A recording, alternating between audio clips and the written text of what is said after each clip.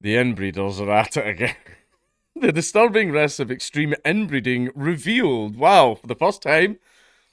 For the first time, that like it's almost like it's almost. I'm pretty sure this is something that we've known about for thousands of years. But anyway, despite NHS claims, it's no more dangerous than being an older parent. NHS is a joke. As MPs call to ban marrying first cousins. And that's the weird thing is like the natives aren't doing that. We haven't done that for a very long time, obviously, because we got sensible. Who's doing it? Who's doing it? Anyway, marrying a first cousin would become illegal in Britain. It's not already. Wow. Under a proposal brought to Parliament. On Tuesday, Conservative MP for Basildon and Billericay, Richard Holden, will set out plans for his bill that states how such unions result in a higher rate of birth defects, meaning their legal status should be reconsidered. Studies show that it is associated with approximately double the rate of birth defects compared to the general population and can reinforce negative structures and control women, he said. Why? I don't know why that is, but anyway. Marriages between certain blood relatives, as well as some step relationships, is already illegal in Britain. However, it is still legal to marry your cousin in the UK, despite the health risks. Data suggests the risk of a child of first cousins developing a genetic condition is between 3 to 6%, which is double the risk compared to children from unrelated parents.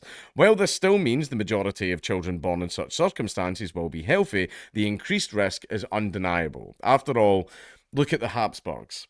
I shouldn't say that because some of them follow me on Twitter. Edward Habsburg follows me.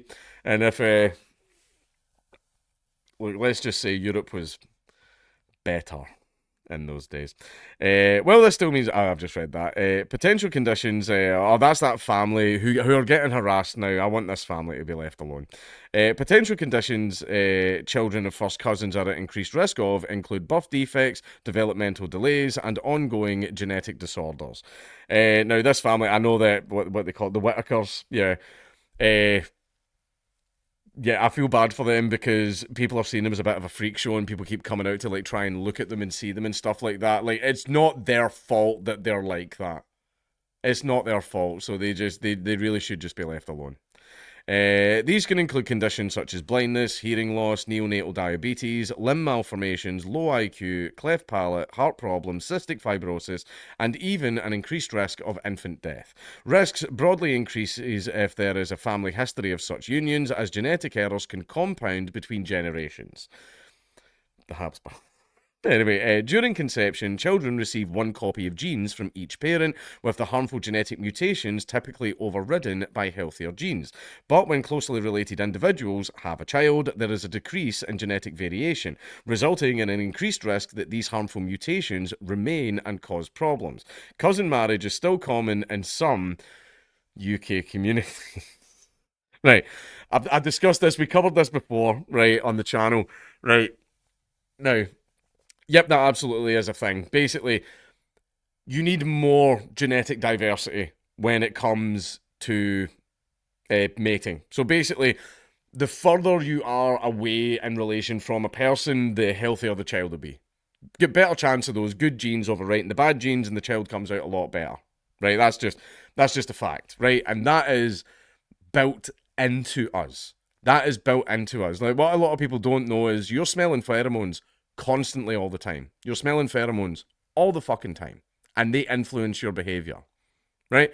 For example, did you and your wife get a little bit horny one night and just, well, had a little random fuck there. What happened? Oh, or your girlfriend or fucking anybody? Oh, I don't know what happened. Both of us just got really horny in the moment she was ovulating. That was why. That was why. And you smelt it. You didn't realise it. You don't go, Bistol. Like, you don't do that. Right? But if you and your girlfriend got a little bit horny and just had some random sex out the blue, it's because she was ovulating. That was why. And you smelt it, you got horny. Your brain went like that, fertile, and just caveman mode activated, right? You're being affected by hormones all the times, which is why whenever in nightclubs and everything, when you've got all these drunk men and all these women and all these fucking hormones flapping around the room, that's why I had to break up about 8 fights every single night, right? Because I have young, horny idiots, and then alcohol's been thrown in the mixture, and hey-ho, there's a little riot, right? But that stuff is built into you, right? So see how the pheromones of other women, by the way, good genetic matches, see if you're very, very attracted to a woman's smell, that actually is a sign that you are both a good genetic match. No joke. See if there's a woman that's like totally your type, like physically and everything, but you're like, I'm just not feeling it with her. There's a chance that it's because her pheromones are acting on you and that your body's telling you that she's not a good genetic match.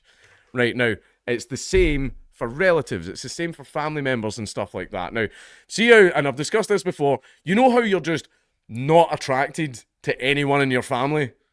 Like, you don't have those thoughts or anything like that. You're just not attracted to them. And it's like dead easy, right? That's not you being moral. I mean, I hope it is you being moral. I hope it is that. But that's not like because of a decision that you made. That's built into your body.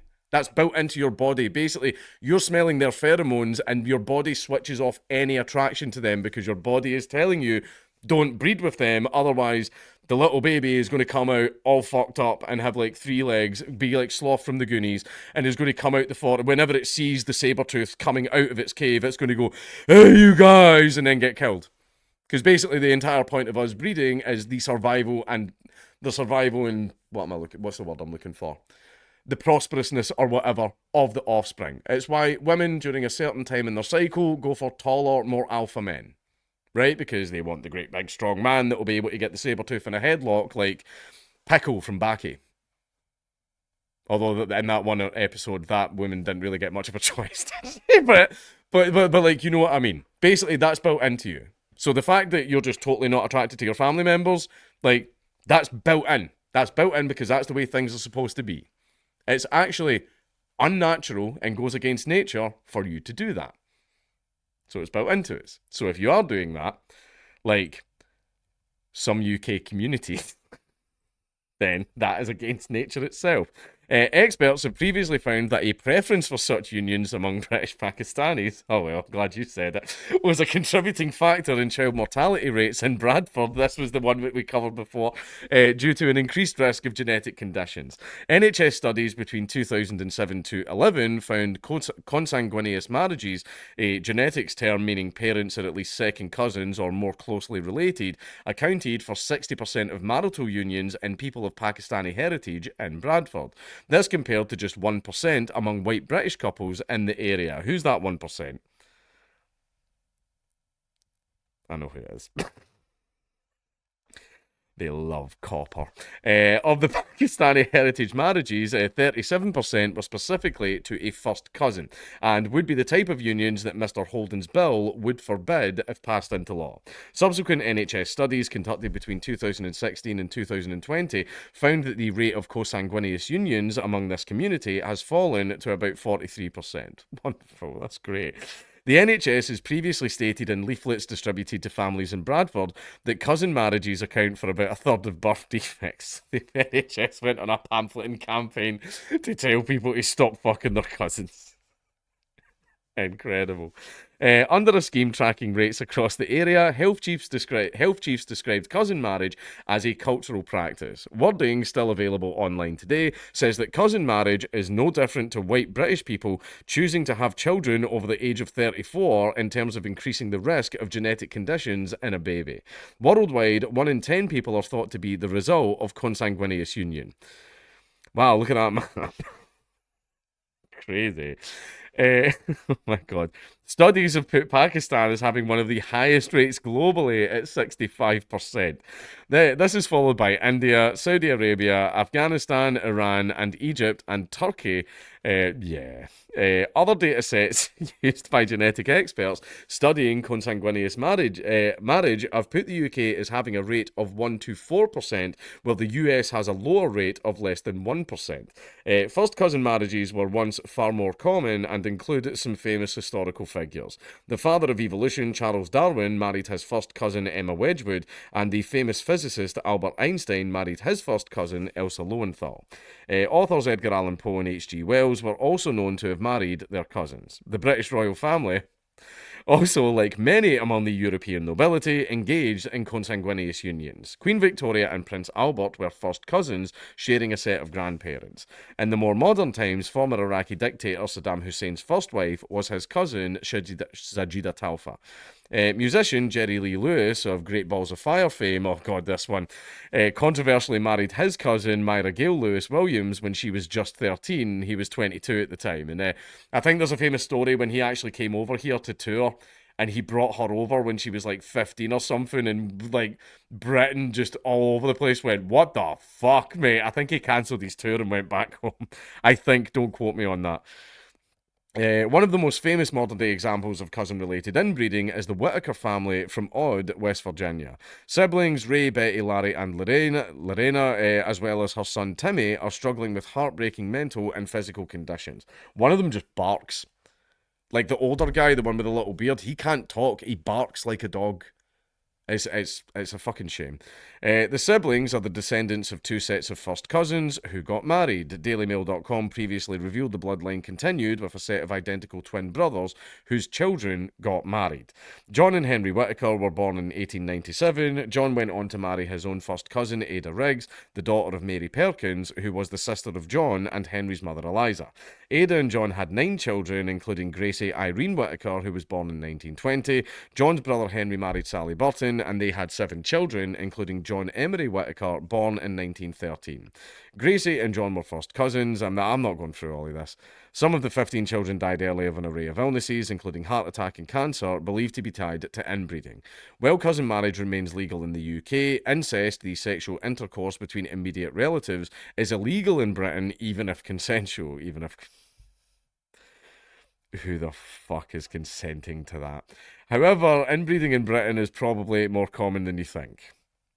Yeah, well, it's not us, right? It's not us. It's certain UK communities. One academic study examining rates of extreme inbreeding where parents of a child are considered to be first or second degree relatives found 125 Brits out of a sample of 450,000 were the result of such unions. Brits, eh?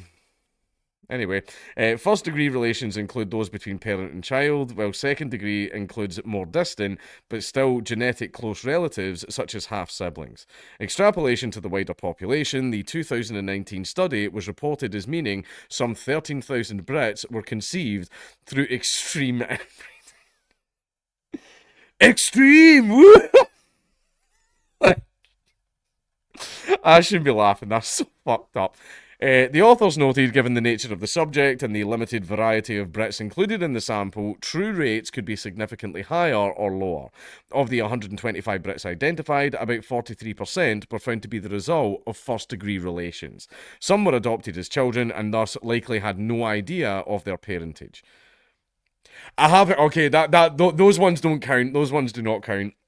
The people that...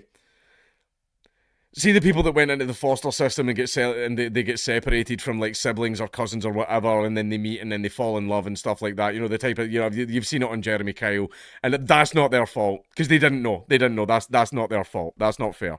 An increased interest in availability of DIY genealogy kits enabling people to track their genetic family history is leading some people to uncover uncomfortable truths about themselves and their relations. Some have discovered they are the result of an incestuous union, or in other shocking cases, learning they have married or had sex with someone who later turned out to be a close genetic relative. Again, that's not their fault. If you didn't know, you didn't fucking know. Right. But still, why are we having to properly go out our way to tell people to stop doing this? Like, it's just, I'm not going to go through the whole spiel again, but it's literally against nature. It is against your very biology itself. Stop it.